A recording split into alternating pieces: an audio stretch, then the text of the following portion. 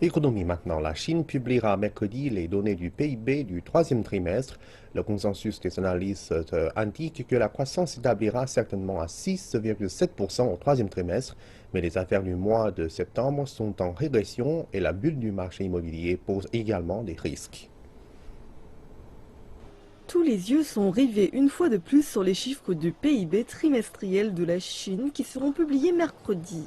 Vendredi, les données officielles ont montré que les prix à la production des usines de Chine ont grimpé en septembre pour la première fois en presque 5 ans.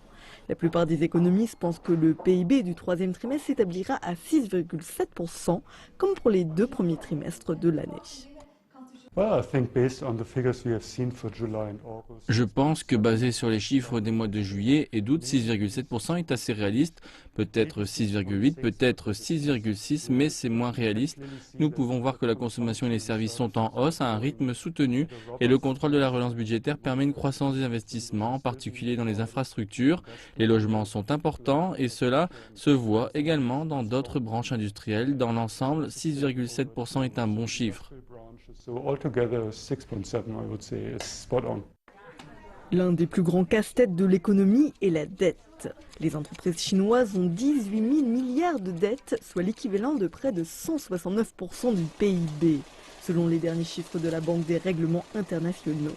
La semaine dernière, la Chine a publié les directives de réduction de la hausse des niveaux de dette des entreprises.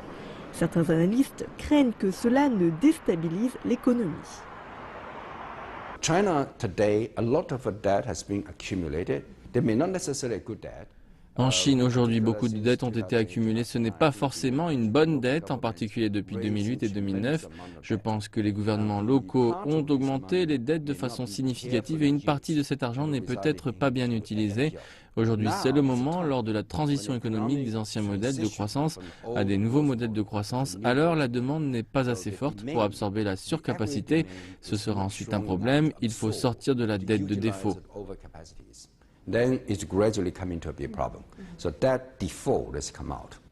Même si l'économie chinoise a enregistré sa croissance la plus basse en 25 ans en 2015, le pays a montré des signes de stabilisation ces derniers mois. C'est en partie dû aux milliards de dollars des projets d'infrastructure du gouvernement et une montée en flèche du crédit dans le secteur du logement.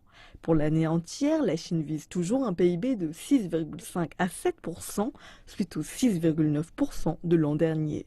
La plupart des économistes pensent que Pékin atteindra son objectif officiel sans grande difficulté.